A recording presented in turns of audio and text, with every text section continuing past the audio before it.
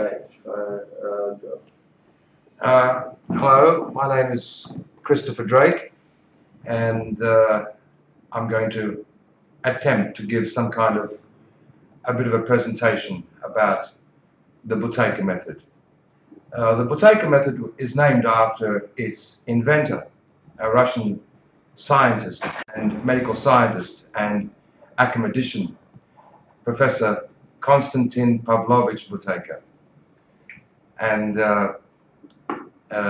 he was really a great scientist. He had the title academician, and just to give you an idea what that means, because not everyone is overly familiar with the Soviet system. For example, a medical doctor would usually have the military rank of second lieutenant, and a doctor that supervised a big hospital might be a captain. An academician, a scientist, an acclaimed scientist, would have the rank of a 3-star general. And Professor Buteyko achieved the rank of academician because he made some discoveries with regards to the cardiovascular system, and he did a lot of work with high altitude flying and so forth. So he was a great technician. And he was fascinated around the subject of the diseases of civilization. More than 50 years ago, we didn't call them chronic diseases. We called them the diseases of civilization. Asthma, allergies, angina, bronchitis, bronchiectasis, cystic fibrosis, lupus, multiple sclerosis, emphysema, hormonal problems, obesity, schizophrenia, depression, insomnia, sleep apnea, all these kinds of diseases that are not congenital and they are not infectious. They somehow arise through some internal dysfunction. Professor Buteyko was able to reach the conclusion that many of these conditions, such as asthma, are in fact a compensation mechanism, and I'll explain why in a short while. What he was able to bring to bear some heavyweight scientific inquiry and equipment and investigation. Now, in the West, medical research, its focus is primarily to develop, discover drugs, so-called miracle drugs, that will ameliorate symptoms and that may cure or at least reduce the symptoms. Not much research is done on the actual cause. Well, no research is done on the cause of the chronic diseases, and that is why none of them have any official reason for their existence. And this might surprise you. If you approach the AMA, American Medical Association, the Australian Medical Association, or the British Medical Association, or any of the august medical organizations in Europe or whatever, and if you were to put the question to them, what is the official explanation for asthma? We don't know. What is the official explanation for diabetes? No clue. What is the official explanation for angina or high blood pressure, lupus, autoimmune disorders, and so many other diseases? The official explanation for the some 200 chronic diseases, diverse conditions which fit into this category, diseases of diseases of civilization, or what we now call chronic diseases. There's no official reason for their existence. And so Professor Buteyko was fascinated by this particular category. He himself suffered with a condition which loosely translates into antagonistic high blood pressure. And you don't live much past 30 with that condition. In any case, he was doing his research. He brought to bear massive equipment, tests, laboratories, a large staff, and so forth. And unlike his Western counterparts, he was not looking for a miracle drug or a treatment. He was actually looking to find out what was the cause behind these conditions. And what he discovered was that the human organism requires a certain level of carbon dioxide. Well, he didn't discover that, of course. That's been well established. The organism requires many substances, and one of them is carbon dioxide. For those of you who are Star Trek fans, you'll know that they call living things carbon-based. We are a carbon-based being, and that generally refers to carbon dioxide. It is a most essential ingredient for all organic life. And so what Professor Buteyko discovered was that, without exception, all these people who suffered with asthma, allergies, angina, bronchitis, bronchiectasis, cystic fibrosis, diabetes mellitus, emphysema, hormonal problems, a vast range of chronic diseases, all shared one thing in common. They all had a lower than optimal level of carbon dioxide within the organism. And interestingly, the lower the level of carbon dioxide they had, the more serious and severe and advanced their various conditions and diseases were. Now, carbon dioxide in the human organism is regulated by our respiration, by the way we breathe. If we breathe more than we should, we won't get any more oxygen, because our requirement for oxygen is actually quite small.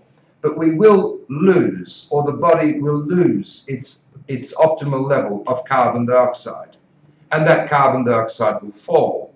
As a consequence, the body will try to defend itself or compensate against the loss in the case of asthma, where breathing is actually restrained because the body is trying to keep a hold of its carbon dioxide. The same can be said of angina and high blood pressure and cardiovascular disease and so forth. And then, of course, there is the ultimate problem in which an organism which has too little carbon dioxide, whereby the potential hydrogen of the organism is disturbed to the extent that a metabolic alkalosis occurs, and there's a whole now cascading series of events. Now, perhaps some of you are wondering, why would one thing cause many different conditions?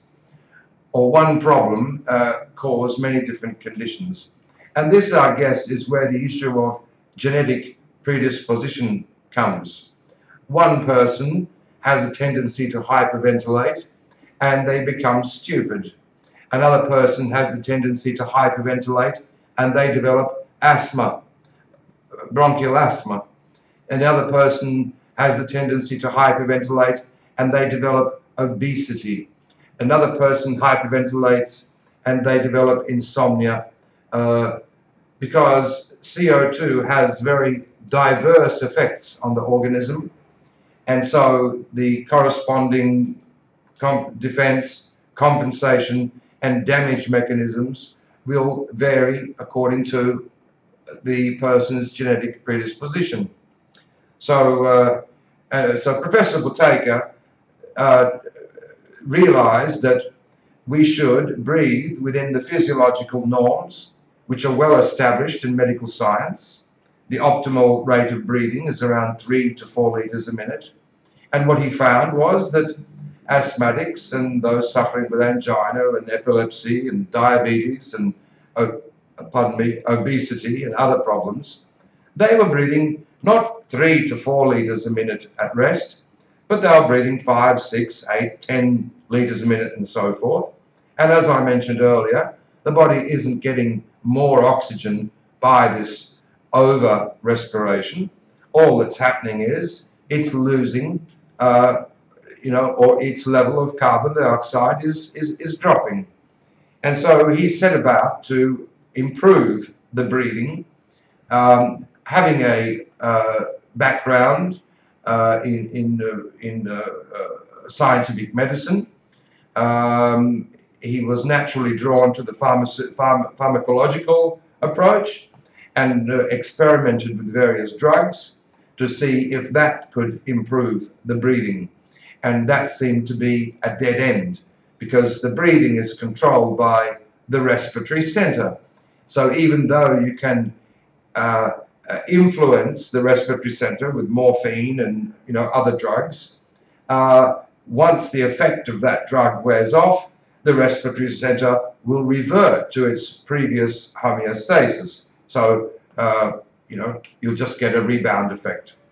Then he tried contraptions, you might say, belts and various breathing devices and so forth, in an attempt to elevate the level of CO2, and the same problem happened. And after decades of experimentation and fiddling around and working at it, he finally arrived at what has become known as the Buteyko Method, which is a method designed to normalize the breathing pattern, to bring it back to within its physiological and optimal norms. And those norms, by the way, that what I mentioned, that 3 to 4 liters a minute, that's standard medical protocol. That is the physiological norms as written in medical textbooks. So what we know is, if we use medical physiology as a guide, that if you have a breathing within 3 to 4 liters a minute, which is the optimal according to the medical textbooks, you won't have asthma or allergies or angina or bronchitis or bronchiectasis or insomnia or depression, sleep apnea, and so many diverse problems. If you breathe above what is recommended in the medical physiological textbooks, then of course the body will lose CO2, defense, compensation mechanisms and damage will occur according to your genetic predisposition, which they're making a great fuss about now, genetics and so forth. But here comes a little problem. Every person that has the genetic marker to asthma, not every person who has that marker develops asthma. So all people who have asthma will have that genetic marker. But many people who have that genetic marker will not go on to develop asthma. And the reason is because a cofactor is required. As I say, much ado is made about this genetic issue, but we're all genetically predisposed to bleed if we are cut.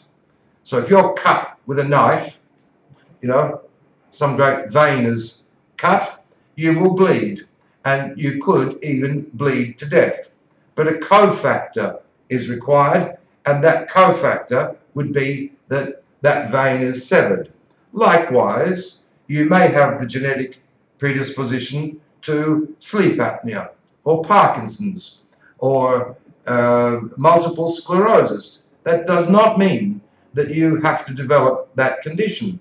What it means is that if the necessary cofactors are in place, you are genetically predisposed to developing that condition, in the same way as you are genetically predisposed to, bleeding to death if you're slashed with a knife.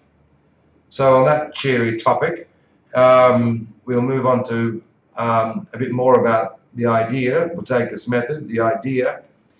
And the idea is to retrain the respiratory center.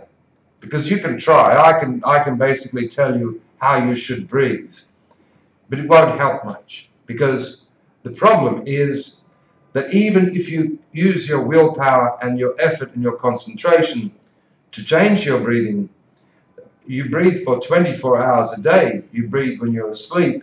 You breathe when you're focusing on other things. You breathe when you're watching television or relaxing or whatever. And as a consequence, because you breathe for 20 to 30,000 times a day, the accumulative effect and the rebounding homeostasis of the respiratory center will ensure that on the whole, your breathing doesn't really improve unless you retrain your respiratory center. So Professor Buteyko developed a system that does just that, that retrains your respiratory center to bring it back to its optimal norm so that your levels of CO2 can improve.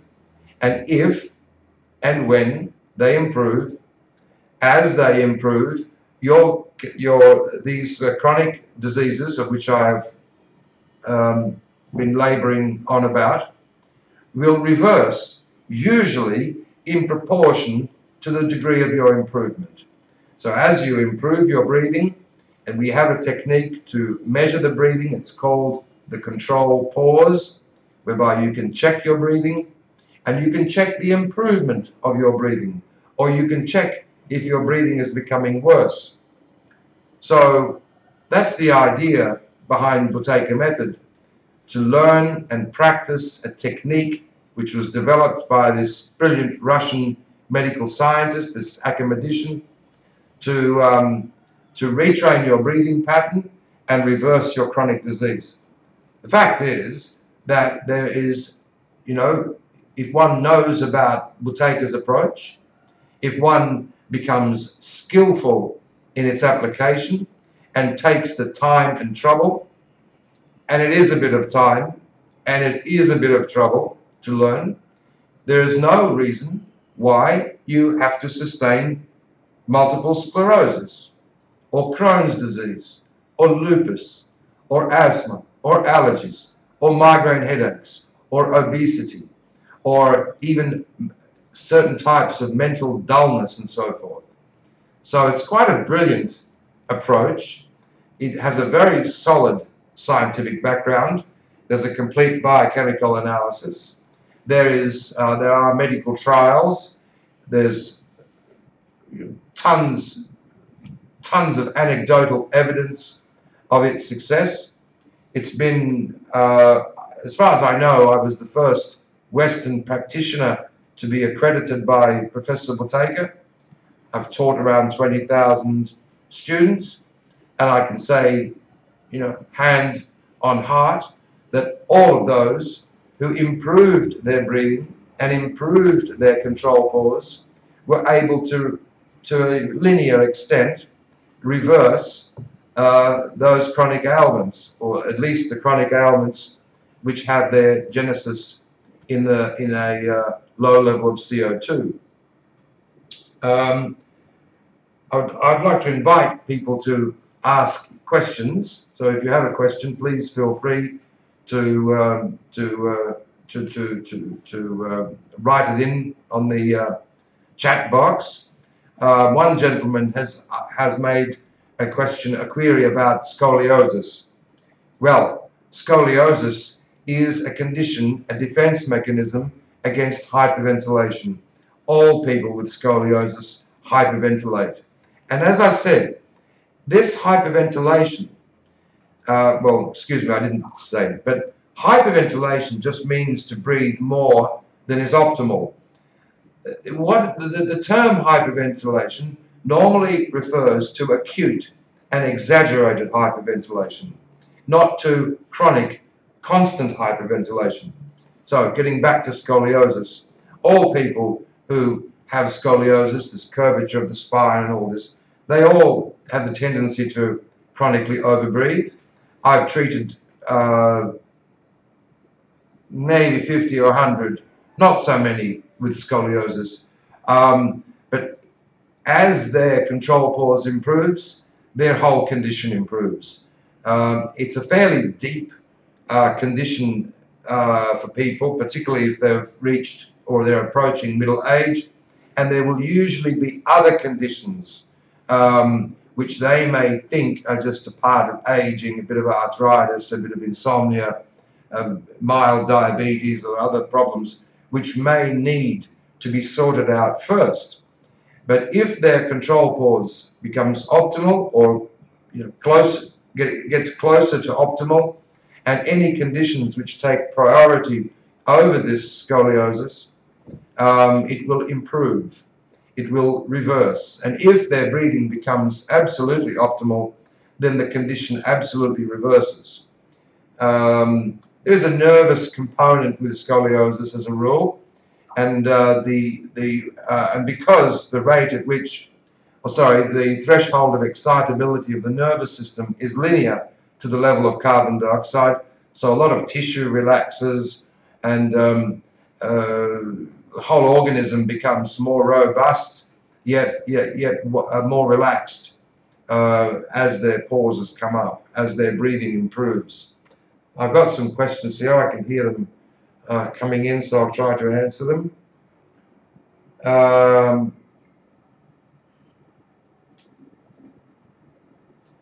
Yeah, if you have had many, this is for Mark, who wrote about the scoliosis.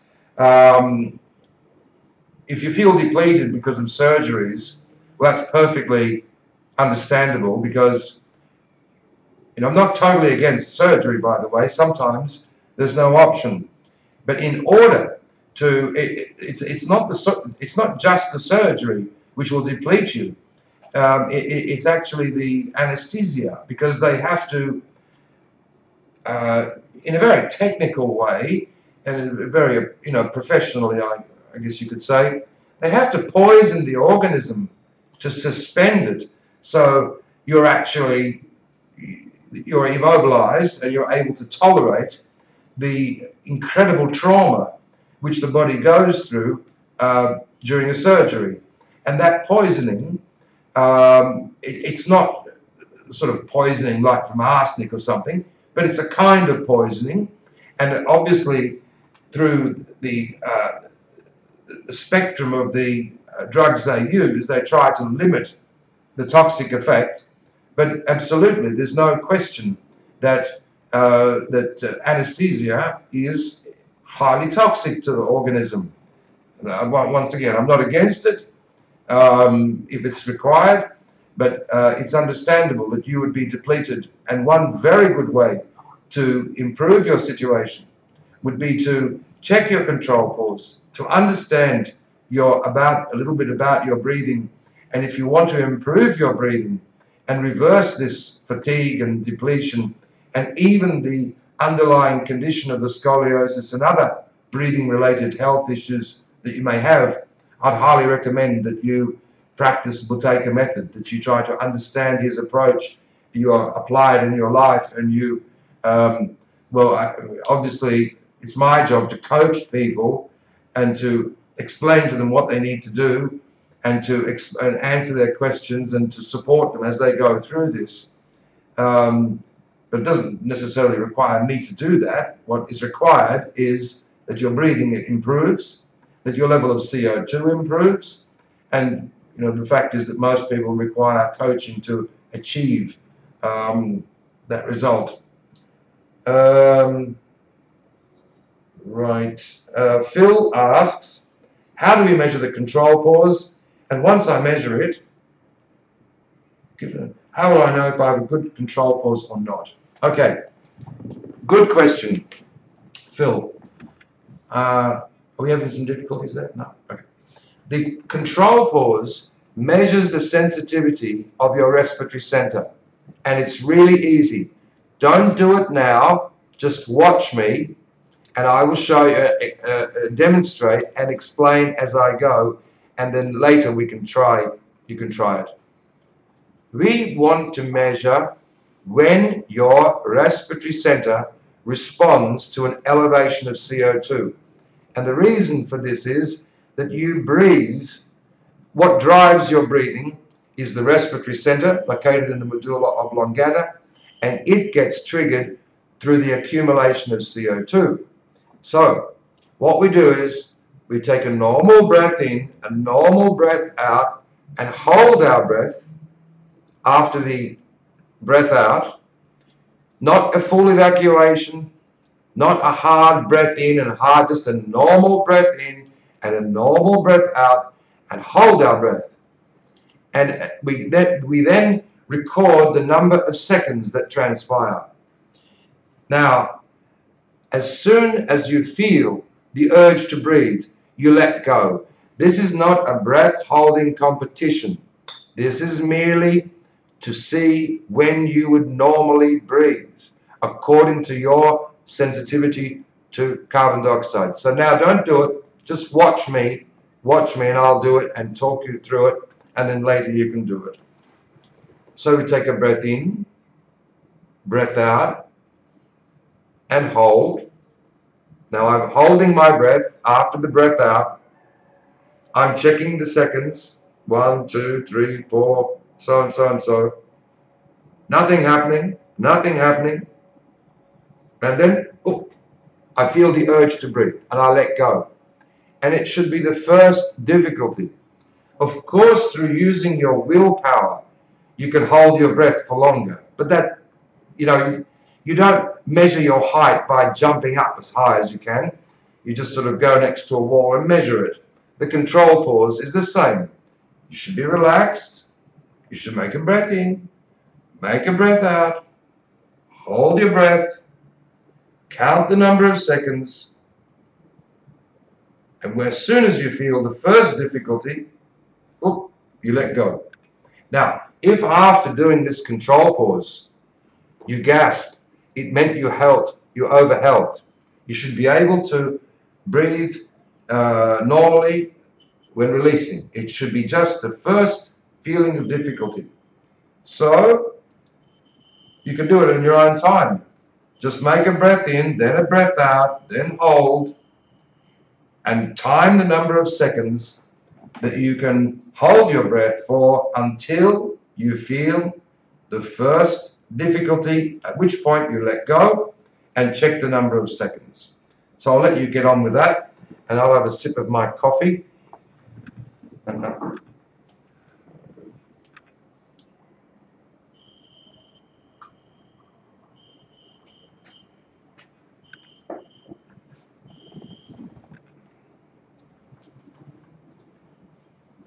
I've looked at these other questions.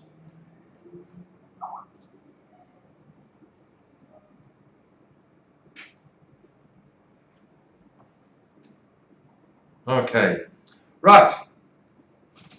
So, if your breathing is optimal, perfect, like a body temperature of 98.6, like a blood pressure 120/80, like a pulse of 60, if you went to your doctor and said, my blood pressure is 120/80, what should I do?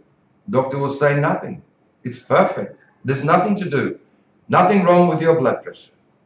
If you check your body temperature and it's 98.6, what should you do? Nothing about it. It's perfect. If you breathe within the medically, physiological, recommended norms, you will have a control pause of 60 seconds, which means you can effortlessly, and I must emphasize, effortlessly, you can cheat it if you want to and forcibly hold your breath for longer, but that's not measuring anything. If you do it properly and accurately, sensibly, you shouldn't do it immediately after running upstairs or after having a huge meal or drinking 6 cups of coffee or something. You should do it under normal circumstances. If your control pause is 60 seconds, well, you don't need to do a Buteyko Method course. Your breathing is already fine. And most definitely, you don't have asthma or allergies or angina or bronchitis or any of these problems. I wish you well, but you can enjoy yourself. There's nothing, I have nothing for you apart from my best wishes and congratulations.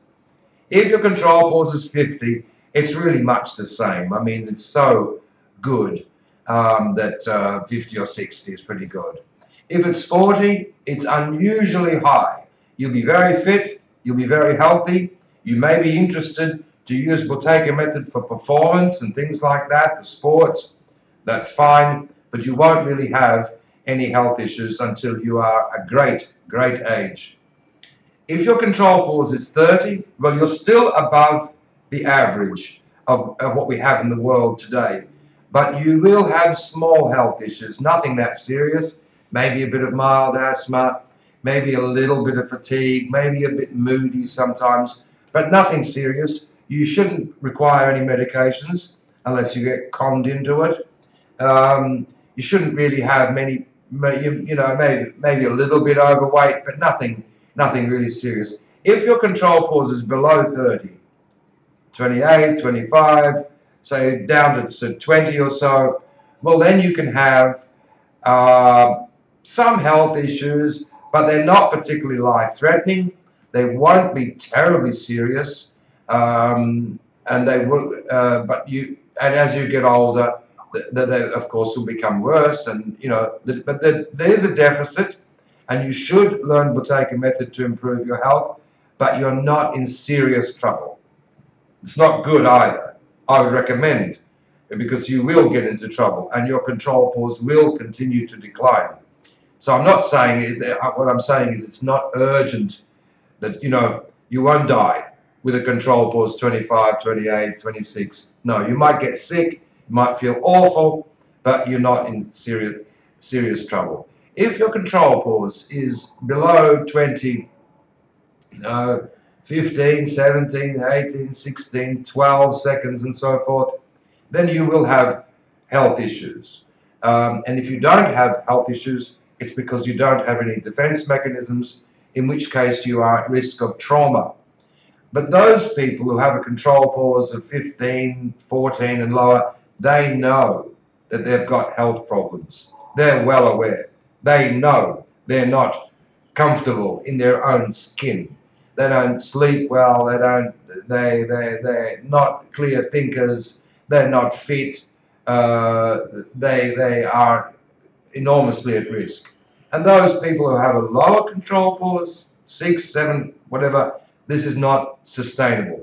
They are critically at risk of, they are extremely vulnerable. Now, if you want the proof of this, or this idea, it's not very difficult. Ask any mother, or go to a hospital, the maternity ward in the hospital, and see the little baby just born. No chronic disease. No chronic disease yet. And you will see their breathing is light, superficial, to the extent that sometimes you think they've stopped. Their breathing is so small. Then go in the same hospital, go to the terminally ill ward, and look at the people toward the end of their life, and you'll see them mouth breathing, gasping for air, wearing oxygen masks and all this stuff, lots of medications, mouth breathing, chest is heaving and so forth. And any of you who has seen death or has observed a heart attack or stroke, you can see they are breathless. Even diabetics, I can tell a diabetic just by looking at them, their body shape, but also as they climb stairs, they become breathless very quickly and so forth. So you can see it, that your depth of breathing and the overall ventilation will determine your level of CO2, and your level of CO2 will determine the proper functioning of you know, the rate at which your body gets oxygen, your immune system, and all kinds of, there's not enough time. You know, a whole day, in fact a whole week of discussing carbon chemistry from a biological perspective on the human organism wouldn't be enough to discuss the regulatory roles of CO2, but I tried to give you some ideas.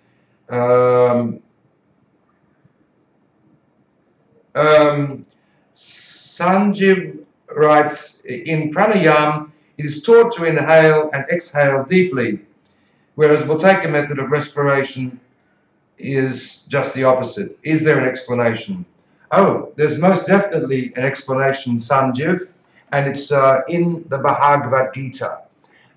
you will find it written there, whereby the objective of the transcendentalist is to suspend the breath in the nostrils, to make it so small, so light, so superficial that it is invisible. And we know from Kumbhaka practice of yoga and so forth that breath holding is a prerequisite. And I'm under the impression that Patanjali himself suggested that people should be able to hold their breath for 2 or 3 minutes even before starting yoga. But your question was about breathing deeply. Now here comes a paradox which shows how words betray their hollowness. When you breathe very shallowly, very lightly, what happens? The level of carbon dioxide comes up, the bronchial tree expands, which means your breathing actually goes deeply. If you try to volitionally breathe deeply by being incorrectly taught, what will happen is you will lose carbon dioxide, the bronchial tree will shrink up, and even though you try to breathe deeply, you cannot. You think you're breathing deeply. And they even have this, well, ridiculous ideas of visualizing breathing deeply into the body and deeply out. It's not possible, because bronchial tree is what delivers the air into the lungs and into the alveoli. So if you want to follow what the yogi says and to have very deep breathing, you cannot do it by trying to breathe deeply, but instead by breathing shallowly. If you check the Bhagavad Gita, I forget what, which chapter it is now, but I've got a video on the website about yoga, and it's written there, which verse, and it's actually quoted, how the objective of the yogi is to make the breathing very light and very shallow. So I think there's some miscommunication. I agree that physiologically, breathing, of course, should go deeply, but not volitionally, as determined by your attempts to breathe deeply. Because you cannot breathe deeply if you've lost your CO2 and the bronchial tree has shrunk up. Ask anybody with emphysema. They are breathing 15 liters a minute, and they are desperate to get a deeper breath. They are trying to breathe more deeply, and they complain bitterly that they can't breathe deeply enough, and they already breathe 3, 4, 5 times more deep, more than what is optimal. So I hope that goes some way to explain that issue. Georgiana writes, if a person requires pain medication... Can you just cover his 12 to 13 control pause? I will. Okay. Right. Sanjeev, I will get back to you now. Your control pause is 12 to 13. It's not good. You have lots of health problems, and you need to reduce your breathing a lot. The optimal control pause is 50 to 60, say. So you are breathing what? 7, 8 times more than is optimal. Can you imagine if you had 7 times blood pressure? Or you ate for 7 people? Or you slept for 7 people? Or you paid tax for 7 people? Can you imagine the result? Catastrophic result. And I would recommend that you do the research, go on our website, look at the articles, try to get a grasp on it. I, of course, would recommend that you come to a workshop and get coached. But if you have a control pause of 12 or 13, you're in bad health. And you don't need me to tell you that. You know that. I don't know what conditions particularly you have, but, right.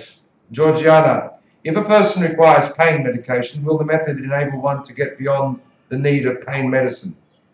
Well, you shouldn't stop taking pain medication if you're having, it does depend what is causing the pain. But as you practice, you will require less pain medication.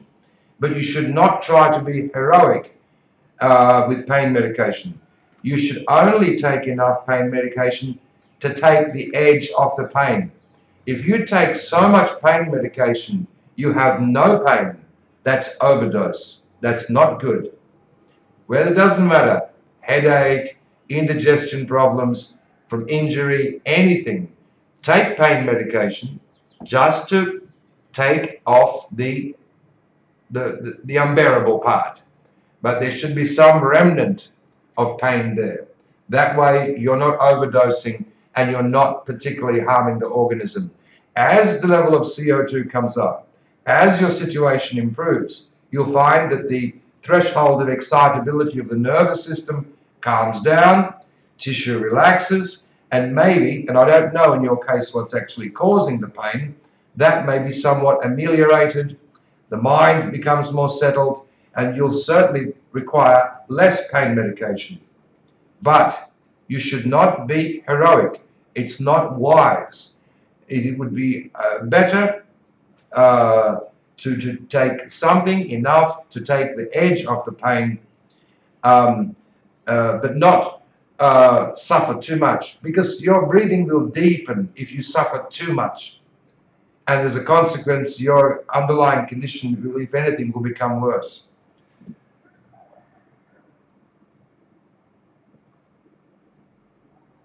You're very welcome, Sanjeev. Yeah, you've been diagnosed with life-threatening apnea. Apnea is just a defensive mechanism because you breathe too much. Improve your control pause and your apnea stops. I don't know if you're on a one of these machines or whatever, but apnea works very well with the method. Very quick. Within 2 or 3 days, your usage of the machine, snoring and all this sort of stuff becomes by 50% less. And if you're a diligent student, you work hard and you watch your sleep, and you know, the first week, it'll be a tough week for you. But as you look at your symptoms, you know, one half of you will say, oh, this method is a hell. But the other half of you will see that your apnea symptoms are becoming less. And so as you persistently work, I would say, even if it's very severe sleep apnea, the worst kind, you will either get rid of it within 2 weeks, 3 weeks at the most, or the improvement is so great that you know, it's good enough, you know, and your daytime insomnolence will improve. And it's not, sleep apnea is not, it is theoretically not difficult to treat, but practically it's a nightmare, because you've got to get up in the middle of the night and do breath holding exercises. You can't lay flat, you can't eat high protein, you have to do this, you have to do that, and all this sort of slightly disturbing stuff. But you only have to do that temporarily. If you don't deal with this low control pause and rotten apnea, what will the result be? You know, so you're not escaping anything by not dealing with this. It's otherwise your life it will be a, well, you know already, it's going to be miserable. You can't sleep well. You daytime insomnolence. You can solve it out without medications, without the CPAP machine and all this sort of stuff. And the medications they give, if and when they do give them, make the condition worse. Everyone knows that. So you know, I would highly recommend Buteyko Method. I've treated thousands of sleep apnea patients, not 10 or 50 or thousands.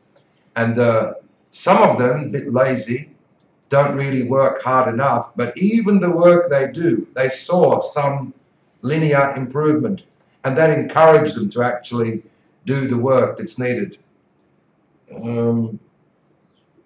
Georgina, yeah, you're very welcome.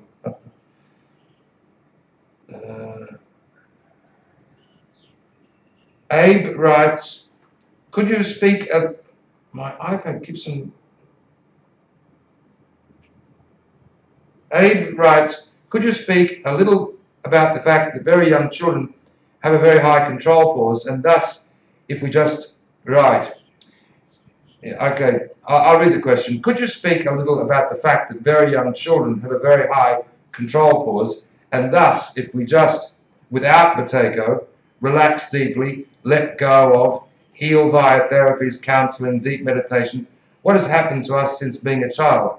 Then will we not naturally return to a high CP without needing to practice Buteyko Method? Your question makes sense, but there's some practical problems. The child may not, when it's first born, its breathing is usually perfect. If its mother was very deep breather and practiced this stupid deep breathing exercises while giving childbirth, they will usually give the bad breathing to the child. But still, the child is full of carbon dioxide. And as a consequence of, you know, we as human beings are, most of us, are regimented life. Breakfast, lunch, dinner, bed, school, this, that, you know. Your idea of letting go and being free and deep meditation and counseling is nice. But at the age of 5 years old, you're sent to the army. You go to school already. You have to say your prayers, you have to have your breakfast, you have to have your lunch. Even in these countries, they have a birth certificate which makes the organism the property of the government. So this the war begins for the contemporary human very early in life. There's no freedom at all. The cat has freedom. Your dog has freedom. The birds have freedom, but humans don't. They're exploited as soon as, and their training begins early. Regimented meals, lots of stimulus, lots of religious stuff or cultural stuff or military training or so-called education and so forth hammers down on them when they are tabula rasa. And so between the cultural stuff, between the pollution, the rotten food, the forced feeding, the schooling, the yelling, the screaming, the fight for survival, the stress and everything else, breathing deteriorates very quickly. I would say that an indigenous child that lives in the forest perhaps or in a tribe and stays with its mum and dad and goes hunting and walks for miles every day and is extremely fit and so forth. Yeah, maybe they don't get asthma. They don't get scoliosis. They don't get diabetes mellitus. They don't attract. They get infectious diseases. They get, you know, injuries and so forth. But they don't get the diseases of civilization affect people who are civilized. That's why the category was called the diseases of civilization. So you've got your birth certificates, you've got your immunizations. By the age of 4 or 5, you're put into heavy-duty training. You're ordered about. Stupid, endless rules, regulations to follow. No freedom. Work, work, work. Well, of course, you end up sick. And you develop these diseases of... And I'm not saying that civilized life is bad. There are principles and laws of nature. Gravity is a law of nature. That does not prevent engineers from a workaround. They developed an aeroplane. They did not suspend the law of gravity. Instead, they developed lift and thrust through engineering.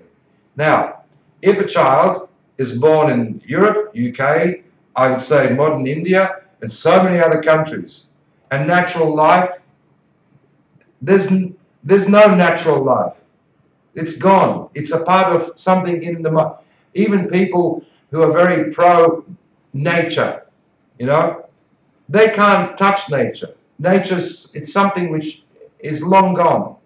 I was talking to, I'm based in Bangkok, Thailand, and I was talking to a gem dealer And I was saying to them, do you have any cashmere blue sapphires?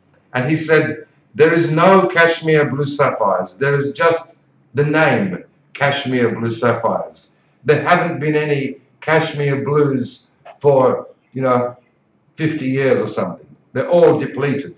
So the opportunity to live a so-called natural life, we are 200 years past that possibility, unfortunately. Sorry if I hope it's not too much of a downer, but that's the way it is. This is why Buteyko was so obsessive about his method, because when he started and made his discoveries, the average control pause was around 35, 40 seconds, and he could see it declining.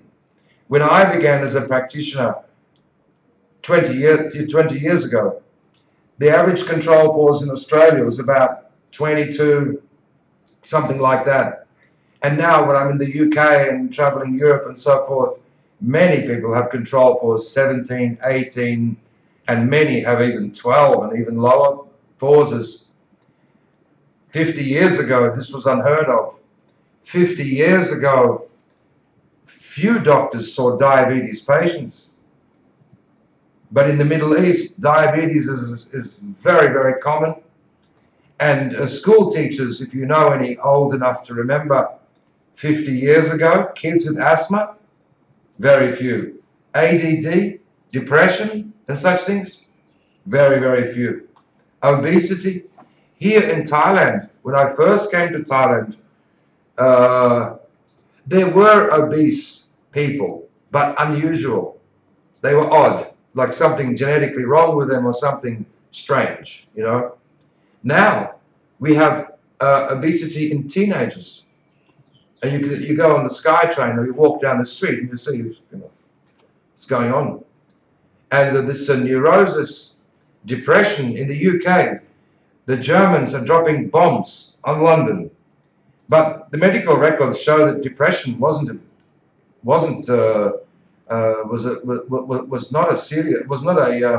considered a serious health problem. These days in the UK, everyone's depressed. You go to the doctor with depression, the doctor's depressed, never mind you. So the health of the contemporary human being is falling, and in the West it's falling dramatically. That's what we can see. Chronic fatigue syndrome. It was only 10 or 15 years ago when if you had this, it was so rare and so peculiar that no one believed it. They thought that you were just sort of a laggard or something, But these days, chronic fatigue syndrome, it's well acknowledged because a lot of people develop it. Well, okay. Well, I think,